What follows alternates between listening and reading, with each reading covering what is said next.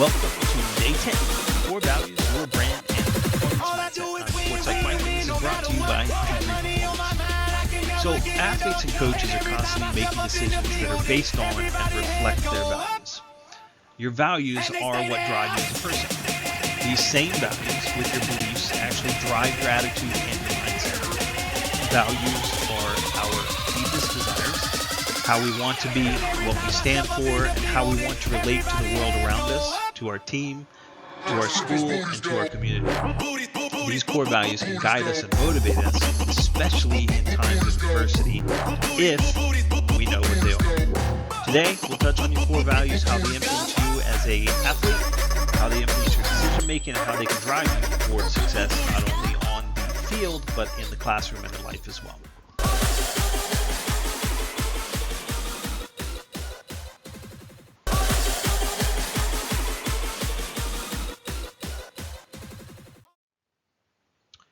So the AIS, or the Australian Institute for Sport, explains core values very, very well. They have some good mental skills training on their Olympic caliber or international website. They explain how these values can be defined as the deeply held beliefs you have about yourself as an individual, as a person, and about how you behave or act in life. So let's take a look at what your personal core values are. What drives you as a person in the way that you live and the way you conduct yourself. So take a look at this core values worksheet to the left, and you can circle the values that resonate with you if you have the workbook and it's printed out. If not, write down the core values that you feel are applicable to you. You can also write in any that aren't listed on the worksheet, or again, if you're free writing, then write down the core values that are important to you. For example, so let's say commitment is one of your values. This could lead to a belief statement like, I give 100% commitment to everything that I do. And this could actually give you the internal motivation to push yourself 100% every day and give maximum effort in all aspects of your life. Your attitudes and beliefs stem from these core values and shape how you act and make decisions. So take a look at the values you circled. Do you still feel that they're accurate? Even though it's a couple of seconds ago, take 60 seconds, 2 minutes, and reflect on those and see if there's any that you missed. Excuse me. Have you included the values that are right for you rather than right for what you think they should be? Make sure that you're tapping into your true core values. Now take a minute and free write a bit about your attitudes and your beliefs. So what are they? And just take 60 seconds, 90 seconds and write those. An example of that is Cheryl Strayed, who her life was depicted in the movie Wild with Reese Witherspoon. I think she sums it up really well. There isn't a single dumbass thing I've done in my adult life that I didn't know was a dumbass thing to do while I was doing it. So having your core values front and center can assist you in making better decisions and keep your ship on course. Kind of like having a rudder. You don't want to be adrift at sea without a rudder, do you? Especially during adversity or a storm. So this would be a good time to pause and make sure that you write out your core values and then write out a few attitudes and belief statements. And you can start the video up when you have that done. All right, welcome back, assuming you took some time for yourself. Will Linzer, a guy that I met while I was working with SOSEP, which is Special Operations Cognitive Enhancement for Performance. He's actually now working with the New York Mets, sorry. He told me about this brilliant concept of understanding what your personal brand is. So what sort of a person do you want to see when you look at your values? What direction are they taking you, not only in sport but in life? What do these values tell you about yourself? So keeping these values in mind, I want you to craft your own personal brand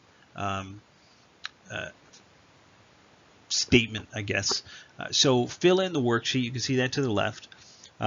Envision the best self or what you want to aspire to be. We're always going to struggle at times with the decision making because life throws various obstacles in our way. But taking those core values, what are 3 or 4 keywords that would describe your essential qualities? Quick, clear, just jot them down, free write. What is your essence factor, the core of you, who you are? So I know I'm in my element when I do this, or people recognize my expertise in this particular area. And at this point, I don't care if it's athletic or classroom related or just life in general. You'll start to see that the two actually are going to merge. So thinking about the athletic aspect, what is your superstar factor, the qualities that set you apart? This factor is how you get things done or what you're known for. So are you the hardest working person on the team? Or are you known for sloughing off and shortcutting? That's not a good core value, but maybe you need to reevaluate yourself and go back and adjust things depending on what the overall value and the mindset is of the team. And lastly, what do you want people to comment on your ability to fill in that blank? It's not that we want you to think or constantly be thinking about other people or their opinions of you. But when you walk out of a room, what do you want to stand for? What do you want your obituary to read, if you will? How do you want somebody to describe you if they were going to introduce you? If you don't know what these things are, then how are other people? So using the core values and the brand that you've kind of just created, begin thinking about how this is also reflected in your mindset, which actually affects your performance, just like thoughts affect your performance. So take it one step further. And what do you want to be known for as a team? Do you want to be world class? Do you want to be the mentally toughest team in the world? Do you want to be a team that just never lets mistakes? You just focus on your role and you just are like a machine and can't be stopped? Do you understand what you can and cannot control and nobody can throw you off your game and off your system? So it's going to be different for every single team. Using your core values, though, using your personal brand that you're starting to craft, and this may take a while and could also evolve into a leadership philosophy. Start considering how you fit into the team. What are the similarities? And are there any conflicts? Are there any things that the team stands for that you feel just are going to be a big conflict for you as an individual? And again, this might take some time and you might need to reflect, but reflection is a good thing for an individual, because if you don't know what you stand for, how is anybody else supposed to? And remember, our thoughts can be directed, meaning our attention can be directed to more effective thoughts and a more effective performance mindset if we don't leave them up to choice, right? P3 thinking. So, want to know more? Well, there are already a few videos up on Facebook, as I'm sure you know now. We're starting to load some of the soccer-specific sessions, hopefully by the end of this month or early next month.